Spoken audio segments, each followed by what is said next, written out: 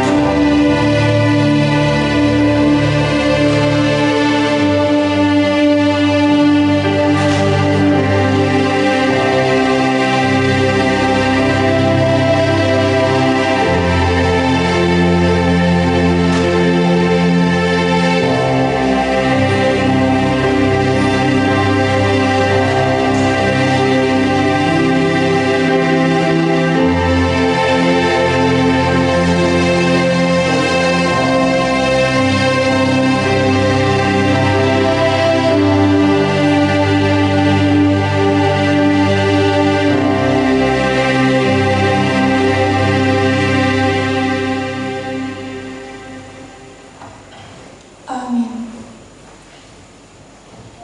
Kemuliaan dan penyembahan hanya bagi Yesus yang duduk di tahta. Mari kita angkat lagu pujian, tinggikan namanya, katakan, mulia sembah Raja mulia. Karena hanya Tuhan, hanya Yesus yang layak terima hormat dan kemuliaan. Sembah Raja mulia.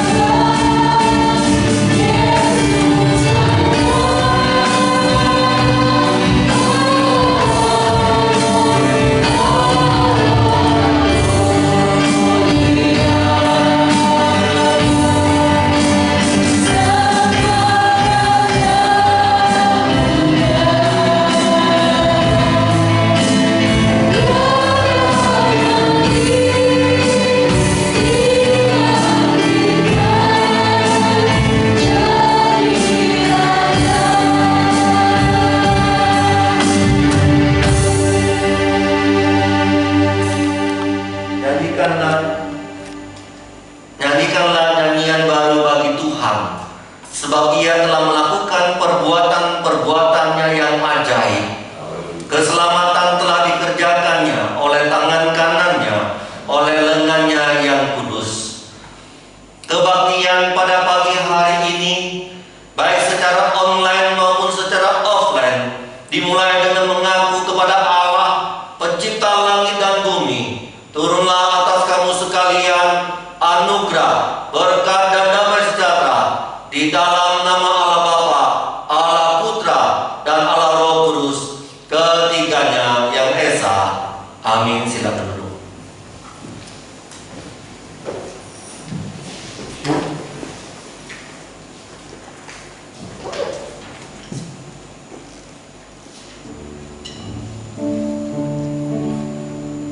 Jika kita merefleksi segala kebaikan Tuhan dalam kehidupan setiap kita, kebaikannya tidak dapat diukur oleh apapun.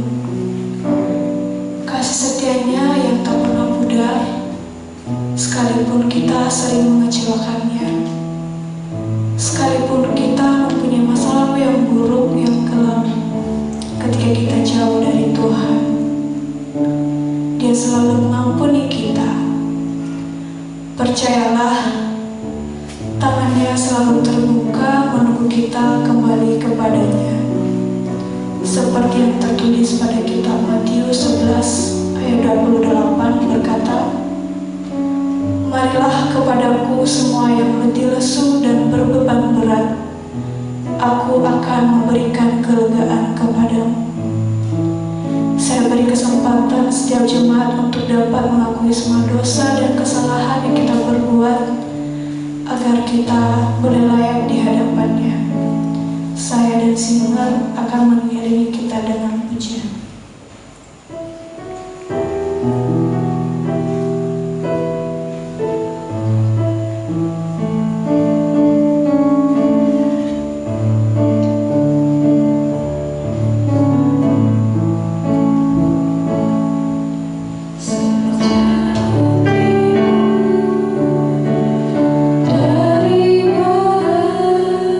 Engkau membuang dosa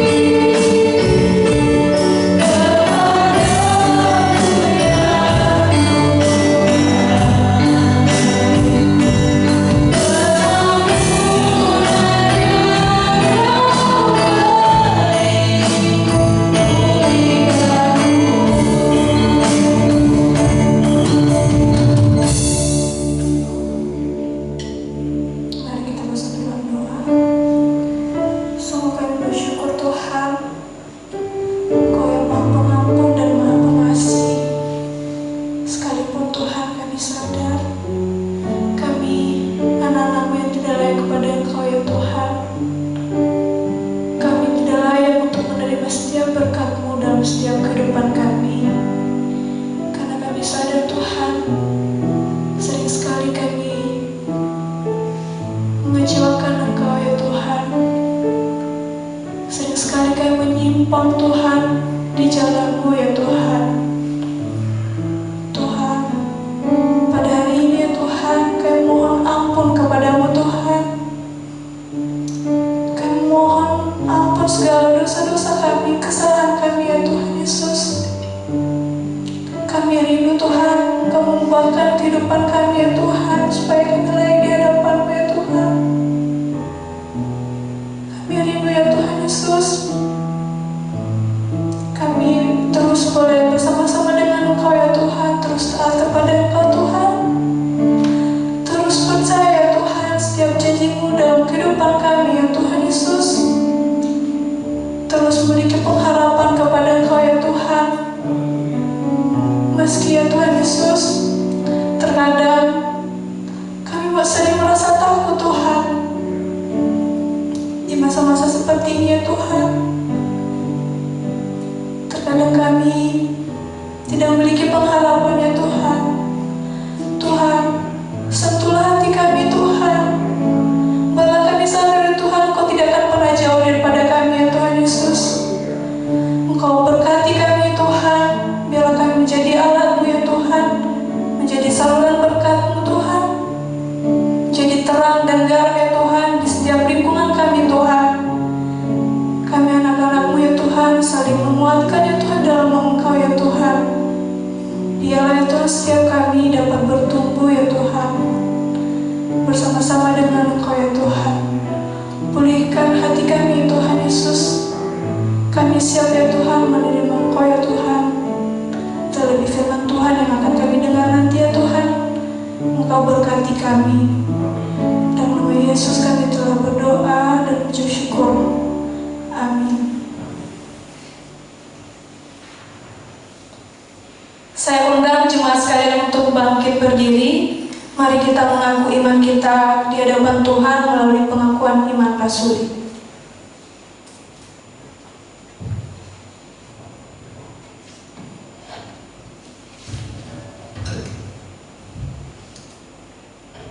Pengakuan iman rasuli.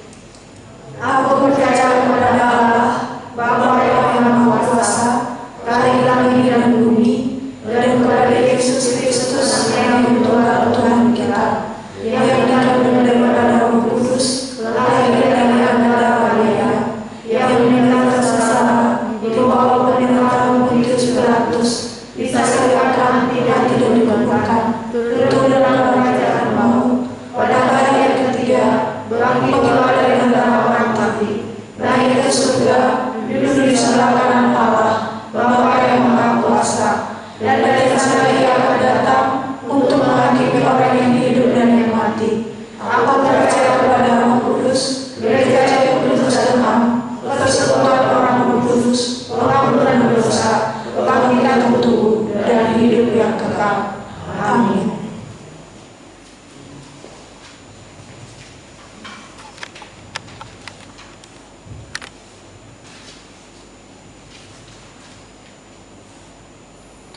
Dengan masih tetap berdiri, sekali lagi, apakah masih ada sukacita?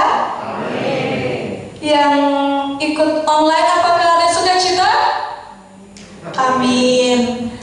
Baik, mari kita sama-sama bersorak-sorai kepadanya, sebab oleh kebaikan dan kasih setia yang selalu Tuhan berikan dan kita rasakan, kita katakan bersyukurlah.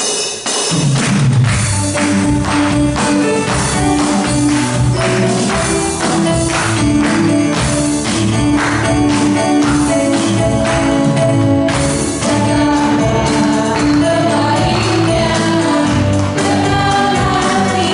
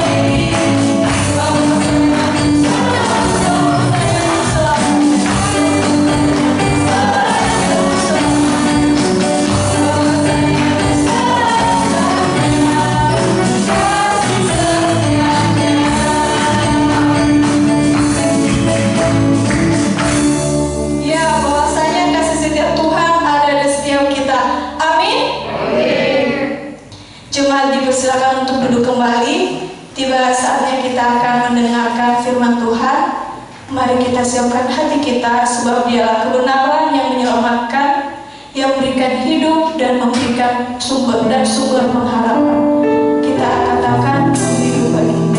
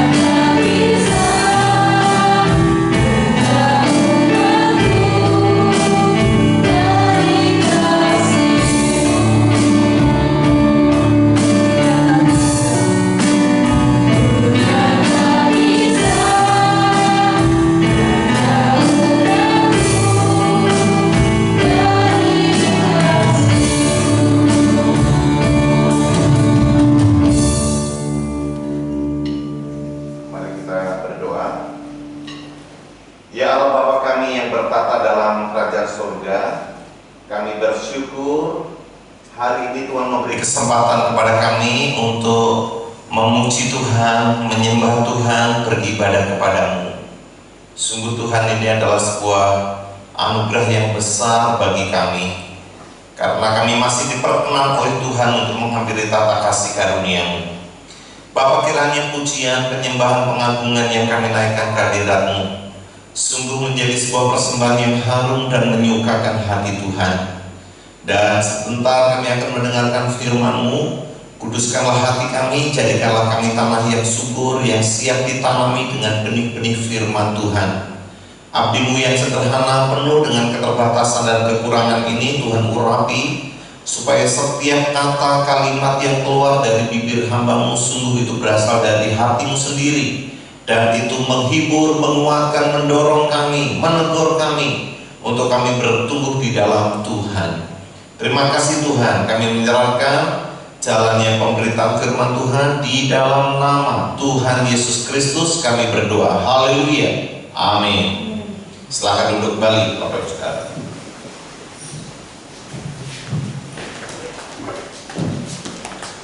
Puji Tuhan, shalom. Shalom. Puji Tuhan. Sangat bersyukur untuk kesempatan yang Tuhan berikan kepada saya. Terima kasih Pak Gembala yang mempercayakan tugas pelayanan pemberitaan firman Tuhan di kesempatan yang indah ini. Saya juga menyapa bagi Bapak Ibu Saudara yang mengikuti ibadah secara online. Kiranya damai sejahtera Tuhan, kasih karunia Tuhan, dan hadirat Tuhan juga ada di dalam rumah, di tempat tinggal, di mana Bapak Ibu Saudara melakukan ibadah secara online. Bapak Ibu Saudara, memang tidak bisa dipungkiri bahwa kebutuhan untuk beribadah kepada Tuhan adalah sesuatu yang sangat fundamental, yang tidak bisa kita tepiskan. Tapi tetap kita bijaksana dalam melakukan ibadah di masa pandemi ini. Nah, topik hari ini adalah bijaksana dalam beribadah.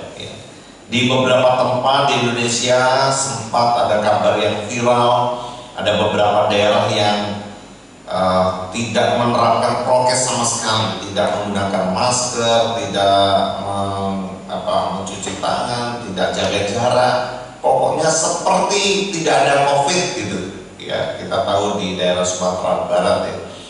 Jadi semua seperti tidak ada pandemi gitu.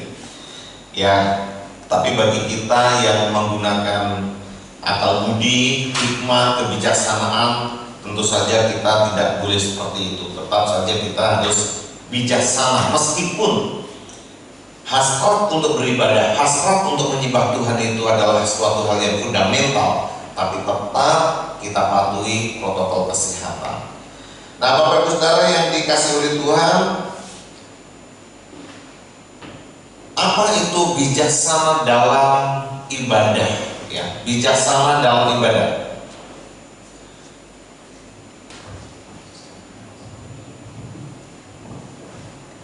Cek 1, 2. Bijaksana, kata bijaksana sendiri dalam Kamus Besar Bahasa Indonesia artinya adalah selalu menggunakan akal budinya. Nah, kata bijaksana seperti itu berdasarkan pengalaman dan pengetahuannya, arif, tajam pikirannya. Itu arti kata bijaksana. Jadi selalu menggunakan akal budinya, akal sehatnya, atau logikanya. Dan ini cocok dengan firman Tuhan hari ini. Coba kita membuka bagian firman Tuhan di dalam Roma pasal yang ke-12 ayat yang pertama sampai dengan ayat yang kedua. Roma pasal yang ke-12 ayat pertama dan kedua, demikian bunyi firman Tuhan. Karena itu saudara-saudara, demi kemurahan Allah aku menasihatkan kamu supaya kamu mempersembahkan tubuhmu sebagai persembahan yang hidup, yang kudus, dan yang berkenan kepada Allah. Itu adalah ibadahmu yang sejati.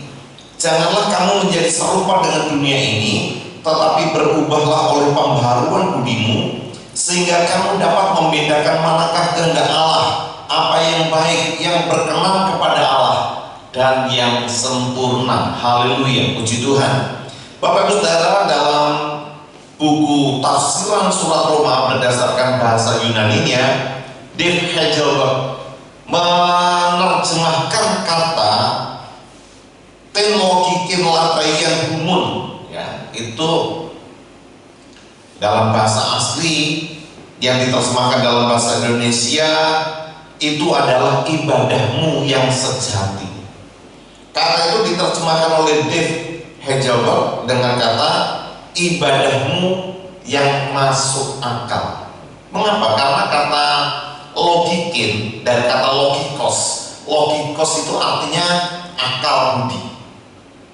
Kan dari kata logika bahasa Indonesia, logika itu berasal dari kata logikos bahasa Yunani yang artinya akal budi atau kebijaksanaan. Jadi itu adalah ibadahmu yang bijaksana, ibadah yang sejati. Nah, Bapak Ibu Saudara yang dikasihi oleh Tuhan, itulah sebabnya kita harus memahami apa atau bagaimana bijaksana dalam ibadah. Bagaimana kita menggunakan akal budi kita dalam beribadah kepada Tuhan. Saya menarik ada 3 prinsip dari kebenaran firman Tuhan ini. Yang pertama, bagaimana kita harus bijaksana atau menggunakan akal budi kita dalam ibadah. Yang pertama, kita harus mendasari ibadah kita dengan motivasi yang benar. Kita harus mendasari ibadah kita dengan motivasi yang benar. Ayat yang pertama berkata, karena itu saudara-saudara, demi kemurahan Allah aku menasihatkan kamu.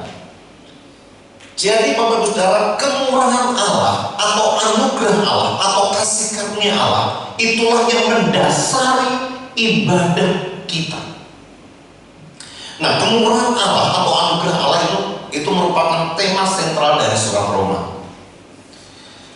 Paulus sudah menjelaskan dari sejak awal ketika dia menuliskan surat Roma dalam Roma pasal pertama ayat yang ke-16-17, sebab apapun yang keyakinan yang kokoh terhadap Injil, karena Injil adalah kekuatan Allah yang menyelamatkan setiap orang yang percaya, pertama-tama orang Yahudi tapi juga orang Yunani, sebab di dalamnya nyata kebenaran Allah yang bertolak dari iman dan memimpin kepada iman, seperti ada tertulis, orang benar akan hidup oleh iman. Jadi orang benar akan hidup, tapi dalam bahasa aslinya lebih tepat diterjemahkan orang benar karena iman akan hidup, ya, bukan orang benar akan hidup oleh iman, tapi orang benar karena iman akan hidup. Dan itu dijelaskan dalam pasal yang kedua, semua orang terhitung sebagai orang berdosa. Siapa saja itu? Baik orang yang fasik. Orang fasik itu orang yang mengganti kemuliaan Allah dengan binatang-binatang, dengan burung-burung di udara. Itu orang fasik. Lalu kemudian orang baik itu orang yang punya hati nurani, juga sudah jatuh dalam dosa. Yang ketiga, orang beragama, diwakili oleh orang Yahudi. Mereka pun terhitung sebagai orang berdosa. Itulah sebabnya dalam pasal 3 ayat 23 dikatakan, semua orang telah berbuat dosa dan telah kehilangan kemuliaan Allah. Tidak ada satu pun yang didapati benar di hadapan Allah. Bahkan dalam pasal yang ketiga, pasal yang keempat, Rasul Paulus menggunakan 2 tokoh penting dalam perjanjian lama, bahwa mereka pun butuh pembenaran karena iman, yaitu yang pertama Abraham, yang kedua Daud. Meskipun mereka adalah tokoh yang disegani, dihormati, menjadi panutan bagi orang Yahudi, tetap mereka dibenarkan karena iman, bukan karena perbuatannya. Lalu pasal 5, orang yang dibenarkan karena iman itu akan bebas dari murka Allah.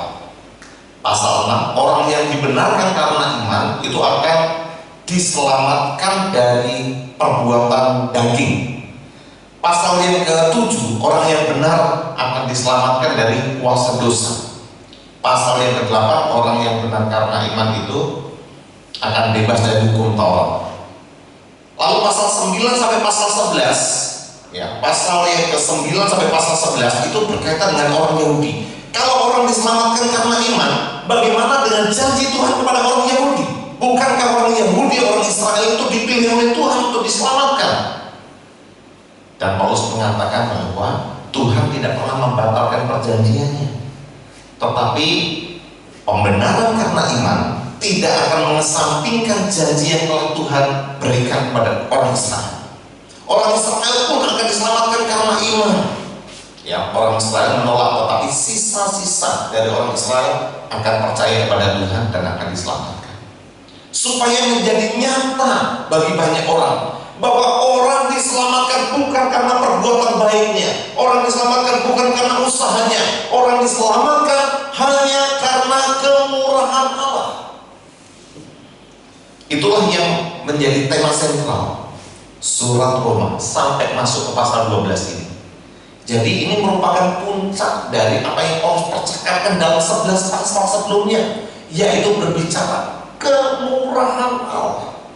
Bapak Ibu Saudara, kita juga tidak ada satu pun di antara kita yang layak untuk diselamatkan, yang layak untuk dibenarkan.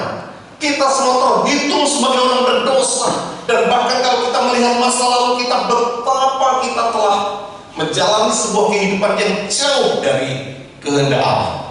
Dan dengan rasa sesal, rasa malu kadang-kadang, ya tadi pada waktu pengakuan dosa, saya melihat pada diri saya, masa lalu saya, betapa kotornya saya, betapa hinanya saya di hadapan Tuhan. Tidak ada satu titik pun yang menyebabkan saya bisa dibenarkan di hadapan Allah. Saya kotor, najis, hina. Hanya karena kemurahan Allah saya diselamatkan, saya dibenarkan, saya diangkat sebagai anak Allah. Dan itulah seharusnya yang menjadi motivasi kita, yang menjadi dorongan kita menghampiri tata kasih karunia Allah untuk beribadah kepada Tuhan. Tanpa motivasi yang seperti itu, ibadah kita bukanlah ibadah yang bijaksana, bukanlah ibadah yang masuk akal, bukanlah ibadah yang sesungguhnya.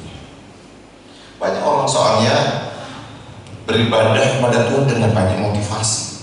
Ada orang yang beribadah kepada Tuhan dengan motivasi supaya tidak dihukum oleh Tuhan, supaya tidak dibuangkan neraka. Jelas itu adalah sebuah motivasi yang keliru.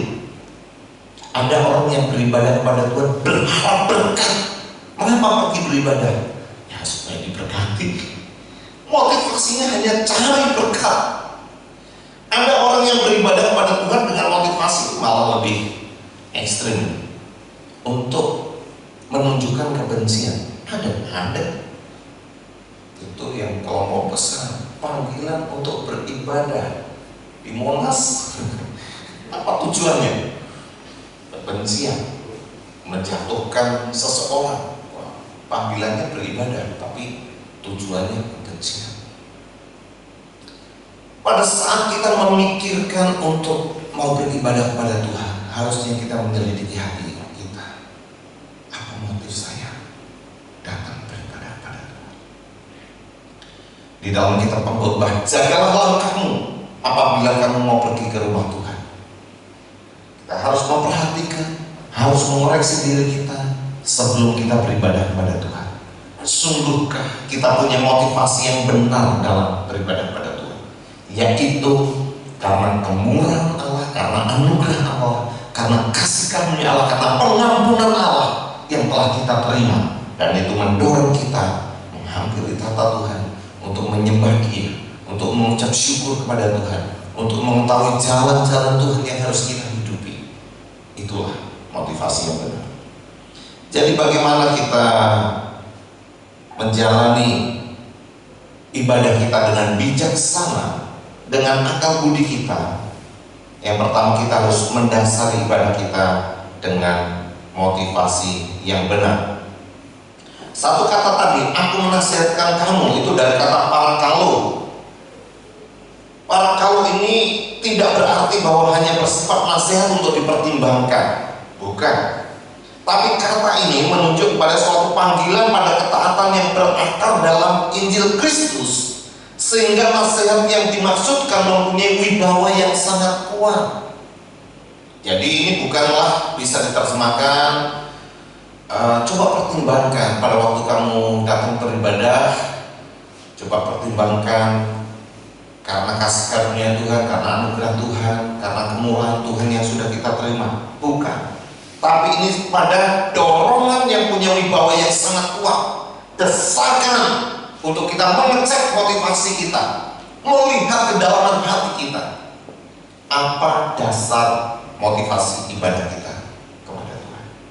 Bapak Ibu Saudara yang di rumah juga, seringkali banyak orang di masa pandemi ini, ya karena saya orang Kristen, jadi saya harus beribadah kepada Tuhan. Lalu kemudian masih pakai celana pendek, ya kan? Belum mandi, belum gosok gigi, hidupkan handphonenya, mengikuti ibadah live streaming.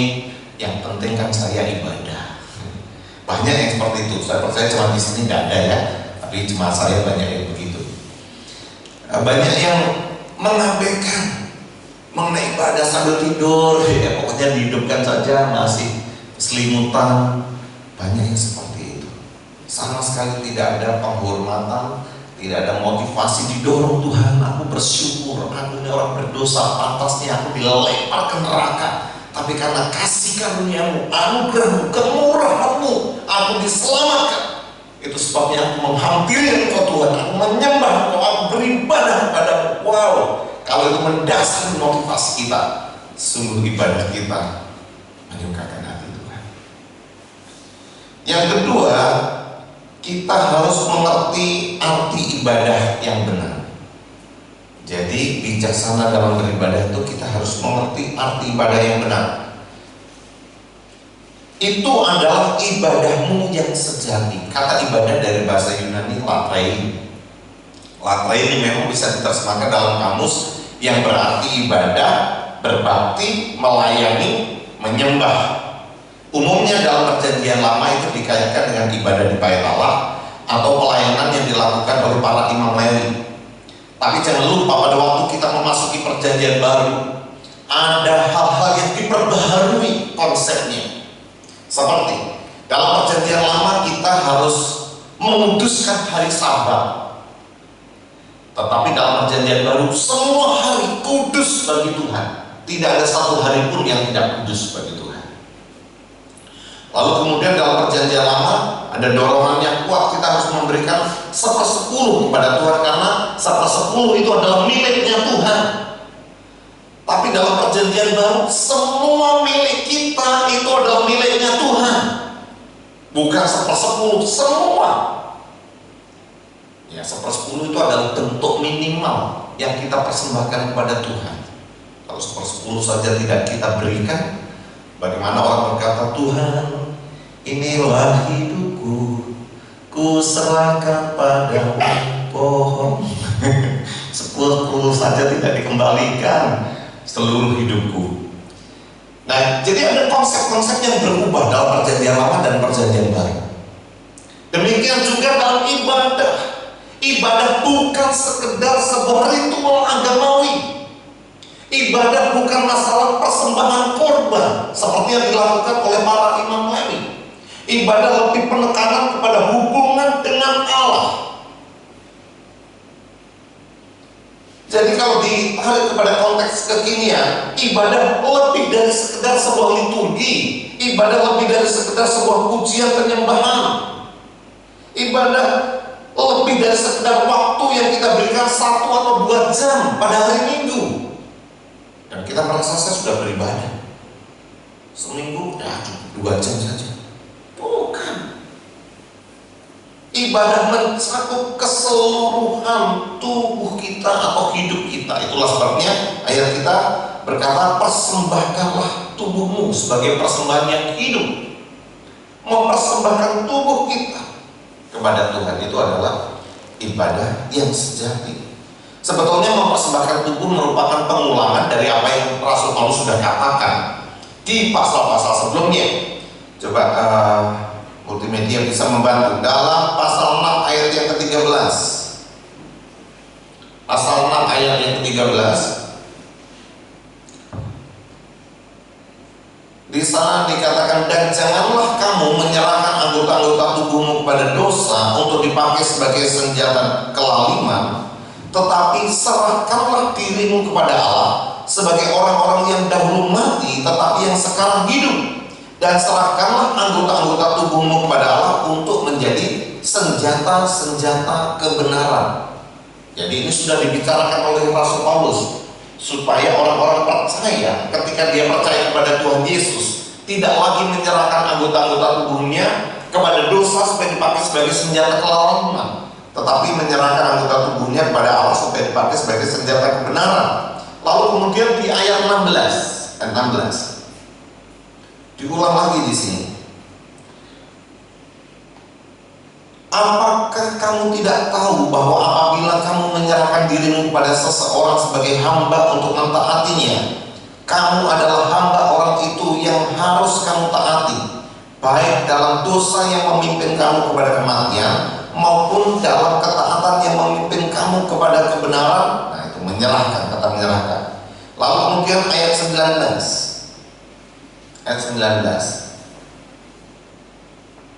Aku mengatakan hal ini secara manusia karena kelemahan kamu, sebab sama seperti kamu telah menyerahkan anggota-anggota tubuhmu menjadi hamba kecemaran dan kedurhakaan yang membawa kamu kepada kedurhakaan, demikian hal kamu sekarang harus menyerahkan anggota-anggota tubuhmu menjadi hamba kebenaran yang membawa kamu kepada pengudusan. Jadi dari ayat-ayat ini kita dihimbau untuk menyerahkan atau mempersembahkan tubuh kita kepada Tuhan, dan itu adalah ibadahmu yang sejati. Ya, dari kata dalam bahasa Yunani lutrein, yang artinya ibadah yang sesungguhnya, ibadah yang bijaksana, ibadah yang masuk kepada akal budi kita. Jadi bukan hanya sekedar 1-2 jam waktu yang kita berikan pada Tuhan, bukan sekedar sebuah liturgi, bukan sekedar pujian penyembahan, bukan sekedar ritual agamawi, tapi ini lebih kepada penyerahan hidup kita kepada Tuhan. Sebab ada banyak hal yang bertentangan. Orang-orang Kristen mencoba memanipulasi Tuhan. Ketika ditanya sudah beribadah, sudah memberikan waktu saya 2 jam kepada Tuhan dalam ibadah hari ini. Tapi dari sejak hari Senin sampai hari Sabtu, hidupnya bergelimangan di dalam dosa.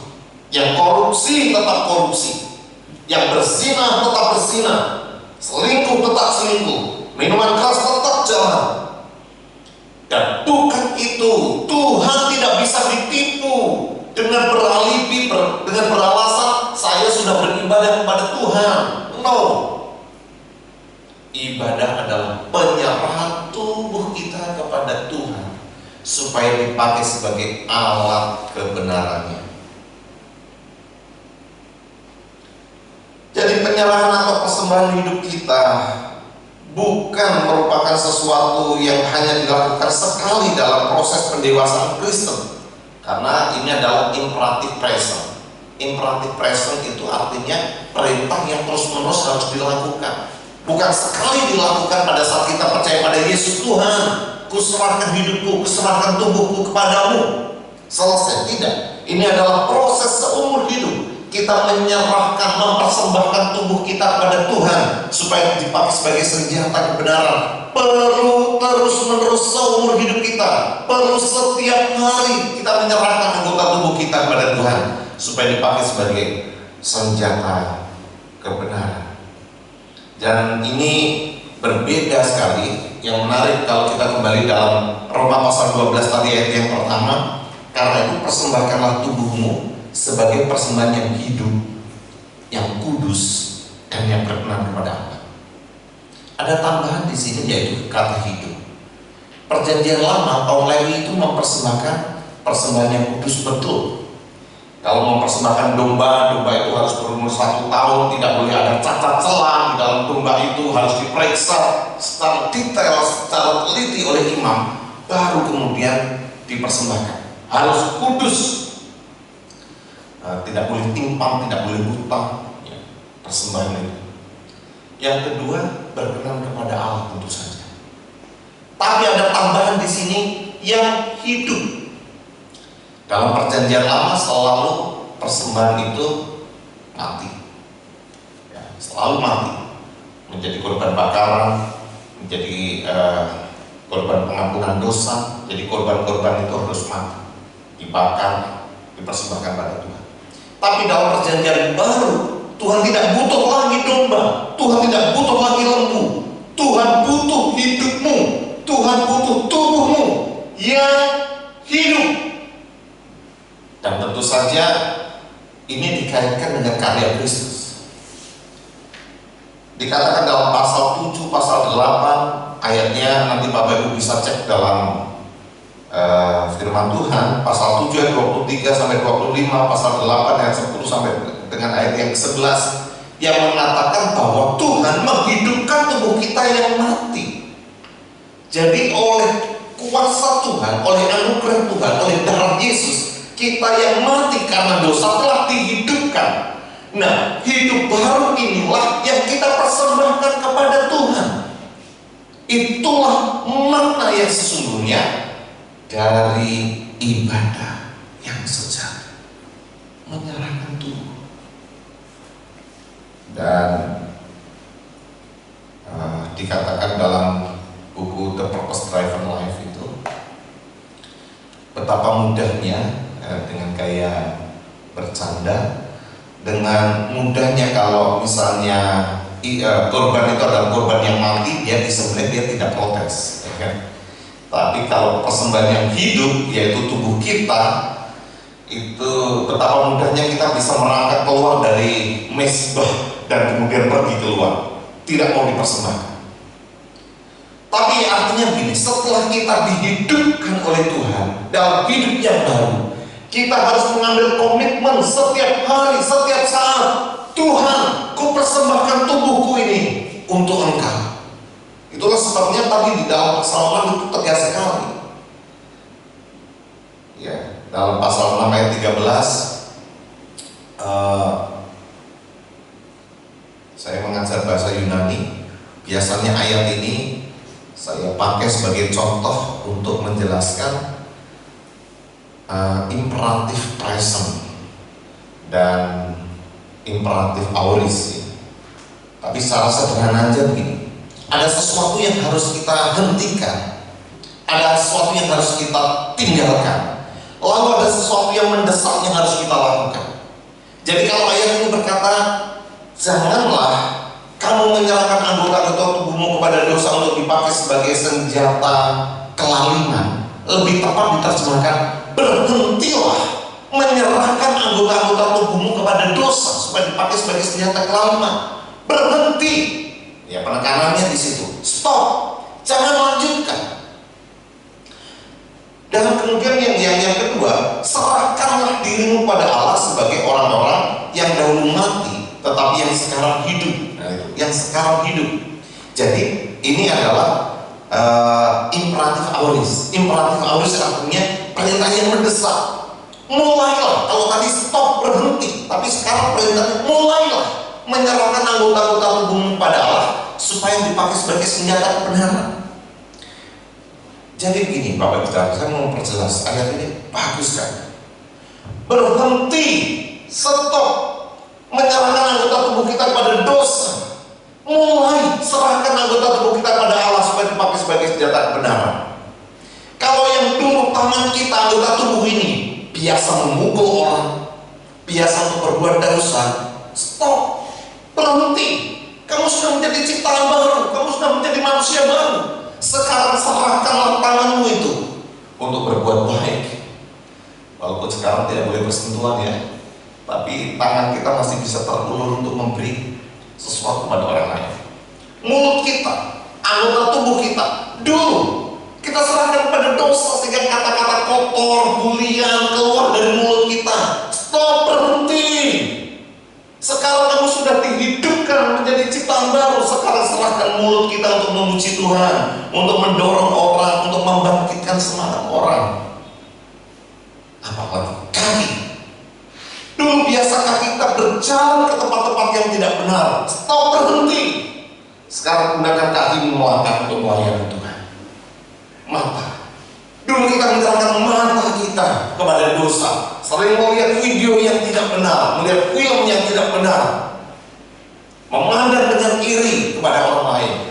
Berhenti, stop. Kamu sudah dihidupkan di dalam Kristus, sekarang persembahkan matamu kepada Allah untuk melihat hal-hal yang baik, melihat kebutuhan orang lain. Jadi ada sesuatu yang harus kita tinggalkan dan ada sesuatu yang harus kita lakukan. Itulah ibadahmu yang bijaksana, itulah ibadahmu yang masuk akal, itulah ibadahmu yang sejati. Jadi jangan terkecoh. Ibadah dalam perjanjian baru lebih daripada sekedar kumpul bersama 1-2 jam dalam seminggu. Bukan sebuah liturgi, bukan sebuah sakramen atau kewajiban agamawi yang harus kita lakukan.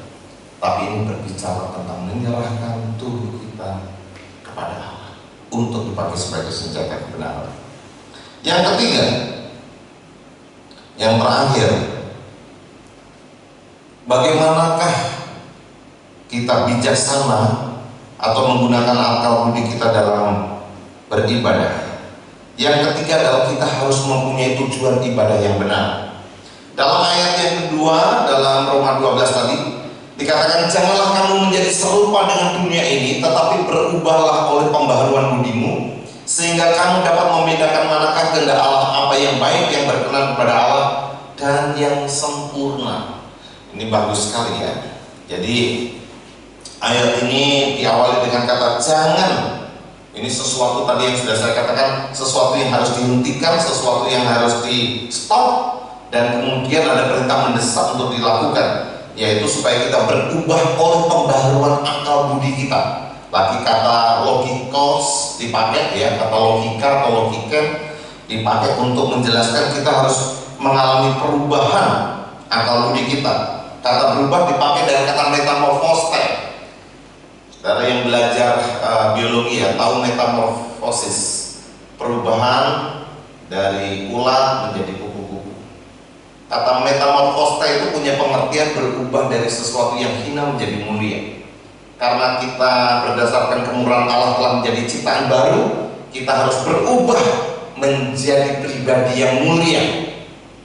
Nah, jadi tujuan ibadah itu adalah menyenangkan hati Tuhan. 2 kali kata berkenan kepada Allah. Dalam ayat 1 tadi, persembahkanlah tubuhmu kepada Allah sebagai persembahan yang hidup, yang kudus dan berkenan kepada Allah. Kemudian dalam ayat yang kedua ini kata ini diulang lagi, sehingga kamu dapat membedakan manakah kehendak Allah, apa yang baik, yang berkenan kepada Allah, dan yang sempurna. Kata berkenan kepada Allah ini 2 kali dikatakan dalam 2 ayat. Menurut ilmu tafsir hermeneutik, apabila satu kata sampai diulangi beberapa kali, itu merupakan penekanan dari penulis. Jadi kata ini ditafsirkan dalam beberapa versi bahasa Inggris, di NIV, NIV, dan NET itu diterjemahkan pleasing to God atau menyenangkan Allah. Saya tarik kesimpulan bahwa bijaksana dalam beribadah, menggunakan akal budi kita dalam beribadah adalah mempunyai tujuan tidak lain tidak bukan untuk menyenangkan hati Allah. Tidak ada motivasi lain, menyenangkan hati Allah. Bukan untuk kepuasan diri. Banyak orang mencari kepuasan diri dalam ibadah. Kenapa orang beribadah? Saya suntuk, saya suntuk di rumah. Begitu pulang dari ibadah, oh haleluya, ada kelegaan. Sehingga apa? Kalau orang cari ini, pulang dari ibadah tanya, nggak dapat apa-apa saya dari ibadah hari ini. Kenapa? Fokusnya pada diri sendiri. Tujuannya untuk menyenangkan diri sendiri. Keliru besar. Tujuan ibadah adalah untuk menyenangkan Allah. Jadi inilah tujuan kita, dan Allah itu disenangkan kalau saya dengan cepat saja dalam seluruh ayat di pasal 12 selanjutnya itu berbicara tentang hal-hal yang menyenangkan Allah. Yang pertama, Allah disenangkan kalau kita melayani Dia. Dalam ayat yang ke-5 sampai ayat yang ke-8, Tuhan memberikan kepada kita karunia-karunia rohani. Boleh ditampilkan ya? Ayat yang ke-5 terus sampai 8 kita baca saja. Waktunya tidak cukup untuk menguraikan, tapi kita baca saja. 5. Demikian juga kita walaupun banyak dalam Kristus, tapi masing-masing adalah anggota yang seorang terhadap yang lain. Terus 6. Demikianlah kita mempunyai karunia yang berlain-lainan, maksud saya, menurut kasih karunia yang dianugerahkan pada kita. Jika karunia itu adalah untuk bernubuat, baiklah kita melakukannya sesuai dengan iman kita. Kata bernubuat harus saya sedikit jelaskan. Ini artinya mengatakan sesuatu sesuai dengan firman Tuhan yang membangkitkan iman seseorang, bukan membuatkan besok akan terjadi tsunami. Bukan itu yang dimaksud. Tapi itu mengatakan sesuatu firman Tuhan yang menguatkan. Kemudian, demikianlah kita, jika karunia untuk melayani, baiklah kita melayani. Jika karunia untuk mengajar, baiklah kita mengajar. Ayat 8. Jika karunia untuk menasihati, baiklah kita menasihati. Siapa yang membagi-bagikan sesuatu, ini karunia membagi, hendaklah yang melakukannya dengan hati yang ikhlas. Siapa yang memberi pimpinan, hendaklah yang melakukannya dengan rajin. Siapa yang menunjukkan kemurahan, hendaklah yang melakukannya dengan sukacita. Tuhan memberikan kepada setiap orang percaya masing-masing karunia rohani untuk dapat dikembangkan. Dan Tuhan disenangkan saat kita mengembangkan karunia rohani kita. Jadi tujuan ibadah itu adalah menyenangkan hati Tuhan. Dan Tuhan disenangkan saat kita menggunakan karunia rohani. Bapak Ibu Saudara, tolong cek karunia saya apa. Satu-satu akan meminta pertanggungan jawab dari kita. Kita apakan karunia rohani yang telah Tuhan beri. Dan Tuhan disenangkan kalau kita tahu dan kita maksimalkan karunia rohani.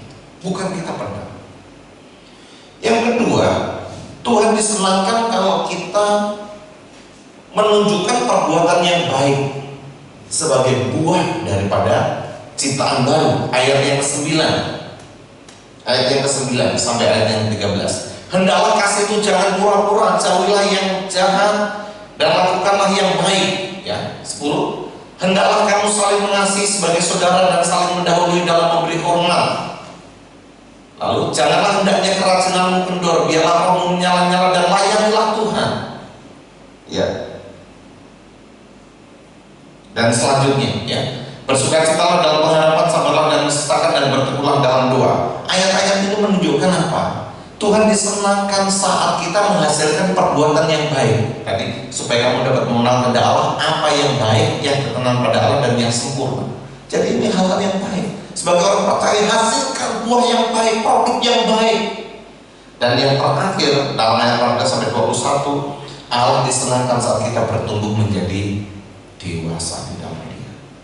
Yang sempurna, kata sempurna dan kata teleios bahasa Yunani yang dapat diterjemahkan dewasa. Jadi Tuhan disenangkan bukan sekedar pujian, penyembahan di hari Minggu. Betul, itu menyenangkan hati Tuhan, tapi bukan hanya itu. Banyak saya melihat gereja-gereja yang fokusnya pada pujian, penyembahan. Betul, Tuhan disenangkan dengan hal itu. Tapi ada banyak hal Tuhan bisa disenangkan dengan pelayanan kita saat kita menggunakan karunia rohani. Tuhan disenangkan saat kita menunjukkan perbuatan-perbuatan baik sebagai hasil kita diselamatkan, supaya orang tahu bahwa kita telah menjadi ciptaan baru. Kita berbuat baik, kita tidak menutup mata terhadap kesusahan orang. Dan Tuhan disenangkan saat kita bertumbuh dewasa. Kalau kita baca ayat selanjutnya masih panjang itu, bagaimana kita bersikap terhadap orang yang melawan kita, bagaimana kita bersikap pada musuh kita. Ya, lepaskan pengampunan, sebab dengan kita mengampuni kita menaruh bara api di atas kepala musuh kita. Itu dalam ayat selanjutnya kalau saudara nanti baca. Jadi Tuhan tidak senang kalau kita menjadi orang Kristen 5 tahun tetap kerdil secara rohani, 10 tahun kita menjadi orang Kristen kita tetap bonsai, tidak bertumbuh. Tapi Tuhan mau kita bertumbuh menjadi dewasa, dan itu menyenangkan hati Tuhan. Itulah arti bijaksana dalam beribadah, menggunakan akal budi kita dalam beribadah, menggunakan karunia rohani, menunjukkan perbuatan baik, bertumbuh dewasa dalam Tuhan. Jadi sebagai kesimpulan Bapak Ibu Saudara, bagaimanakah kita bijaksana atau menggunakan akal budi kita dalam beribadah? Yang pertama, dasarilah ibadahmu dengan motivasi yang benar. Motivasi ibadah yang benar adalah kemurahan Allah yang telah dinyatakan kepada kita. Kita manusia yang berdosa, yang pantas dimurkai, tapi beroleh karunia untuk mengenal Allah. Itu harusnya yang mendorong kita untuk datang beribadah kepada Dia. Yang kedua, pahamilah arti ibadah yang benar. Ibadah yang benar bukan masalah liturgi, bukan masalah musik, bukan masalah kegiatan ritual semata, Tapi ibadah yang benar adalah menyerahkan dan mempersembahkan tubuh kita kepada Allah supaya dipakai sebagai senjata kebenaran. Yang ketiga, milikilah tujuan yang benar dalam ibadah. Tujuan yang benar dalam ibadah bukan untuk menyenangkan diri sendiri atau memuaskan diri sendiri, tapi tujuan ibadah yang benar adalah menyenangkan hati Tuhan melalui mengembangkan karunia rohani yang Tuhan beri, melalui perbuatan kasih yang nyata, dan melalui kedewasaan rohani kita di dalam Tuhan. Tuhan Yesus memberkati. Kita berdoa. Tuhan Yesus, terima kasih karena pagi ini kami disingkapkan oleh kebenaran firman-Mu untuk kami bijaksana menggunakan akal budi kami dalam beribadah kepada Tuhan. Ampuni kami kalau sering kami mempunyai motivasi yang keliru dalam beribadah kepada Tuhan. Tapi biarlah kami mulai hari ini didorong oleh kemurahan Tuhan, anugerah Tuhan, kasih karunia Tuhan yang telah kami terima, yang telah kami alami, yang menggerakkan kami untuk datang beribadah kepada Tuhan. Tuhan, tolonglah kami supaya kami juga terus-menerus memahami arti ibadah yang benar. Bukan masalah ritual agamawi, bukan masalah musik, bukan masalah liturgi, tapi sungguh itu perubahan hidup yang nyata. Kami mempersembahkan tubuh kami sebagai persembahan yang hidup, yang kudus dan berkenan kepada Tuhan. Kami menyerahkan tubuh kami sebagai senjata kebenaran yang Tuhan pakai untuk mempermuliakan nama-Mu. Dan Tuhan Yesus, Engkau juga melihat tujuan kami beribadah, bahwa tujuan kami beribadah adalah untuk menyenangkan hati-Mu semata, bukan bagi kepuasan diri kami, bukan bagi kesenangan kami, tapi untuk menyenangkan hati Tuhan. Hari ini dalam ibadah ini sungguh kami berdoa dan berharap ibadah kami menyenangkan hati. Terima kasih Tuhan untuk kebenaran firman-Mu. Dalam nama Tuhan Yesus kami berdoa bersyukur. Haleluya. Amin.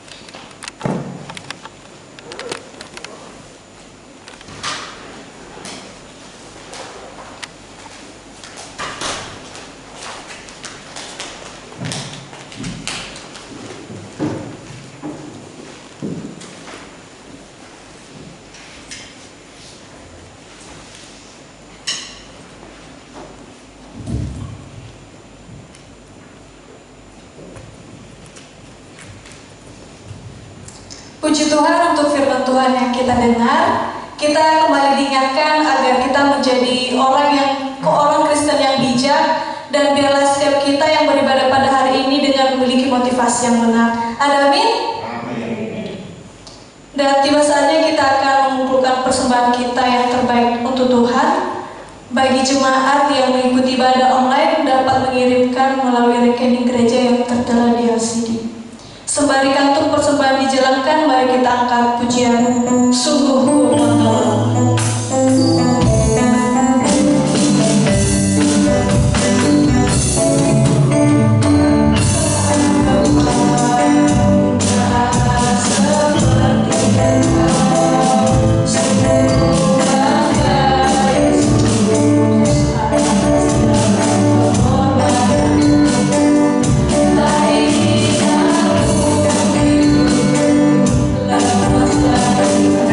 Thank you.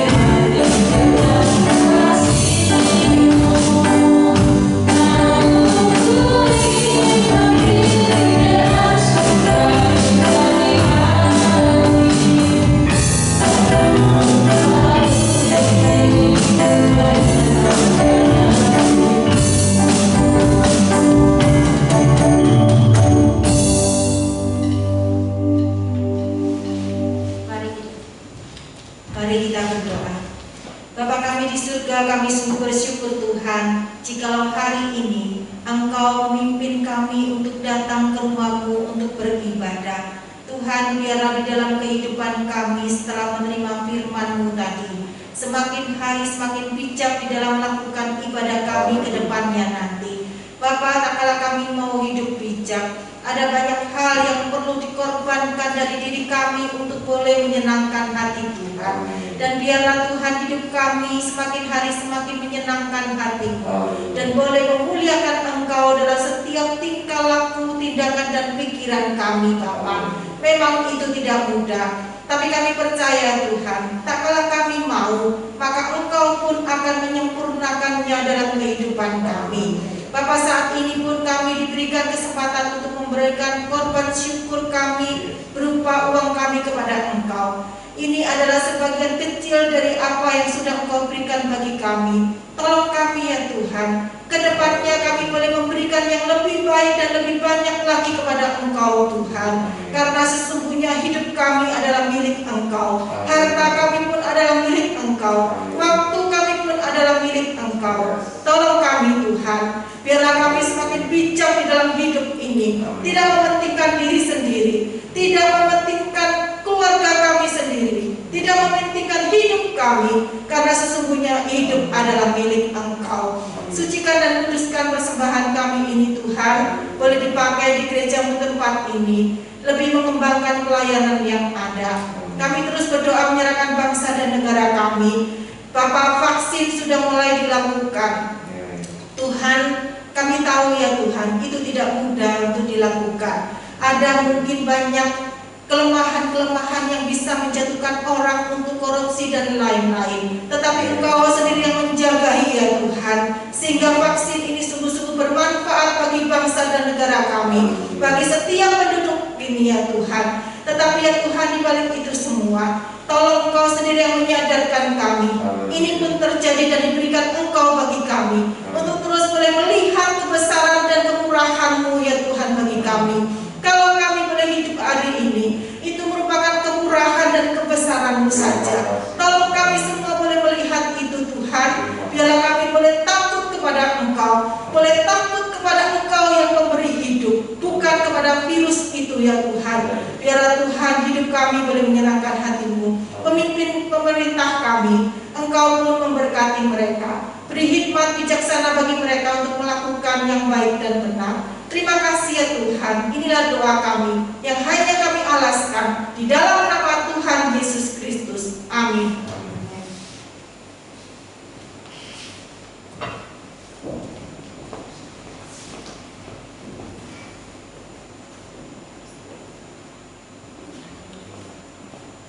Saya undang jemaat untuk bangkit berdiri. Mari kita mengakhiri ibadah kita pada saat ini dan menaikkan pujian.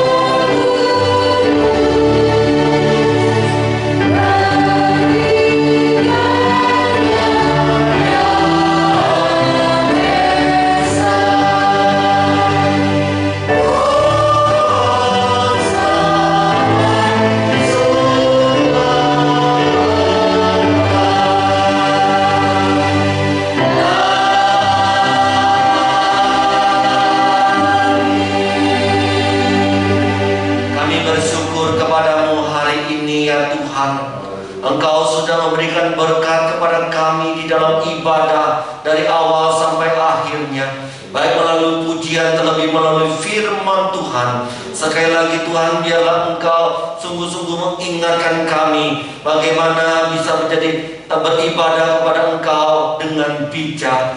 Bapa, kami mohon kepadamu, biarlah segala kemurahan-Mu, berkat-Mu selalu Engkau nyatakan kepada kami. Biar kami sungguh-sungguh punya tujuan yang benar, motivasi yang benar di dalam beribadah kepada Engkau. Biar Engkau yang dimuliakan, biar Engkau Tuhan yang menjadi kebanggaan kami dalam setiap ibadah-ibadah. Akhirnya ya Tuhan, hamba berdoa untuk jemaat yang online maupun yang offline.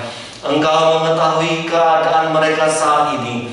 Mari Tuhan, Engkau berikan kekuatan kepada mereka ketika ada pergumulan masalah yang ada, ketika ada kelemahan tubuh yang ada. Biar mereka selalu memandang Engkau, selalu berseru kepada Engkau. Kami percaya Engkau tidak pernah menolak mereka dan meninggalkan mereka.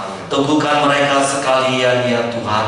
Biar hidup kami selalu bersama dengan Engkau, hidup kami selalu dekat-dekat dengan Engkau. Disitulah kami boleh mendapatkan kekuatan, melihat kemujizat daripada tangan Tuhan yang berkuasa itu. Ya Bapa, Engkau sertai mereka sekalian.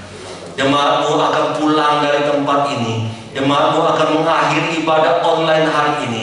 Curahkanlah berkat dan anugerah kepada mereka sekalian. Pertolongan dan pemeliharaan daripada Allah Bapa yang kekal, kasih dan keselamatan yang daripada Tuhan Yesus Kristus Sang Gembala Agung, persekutuan daripada Tuhan Roh Kudus menguatkan dan meneguhkan engkau supaya terus bijak di dalam ibadah hari lepas hari, mulai hari ini sampai Maranatha, sampai Kristus datang kedua kalinya menjemput saleh-salehnya engkau sekalian. Amin.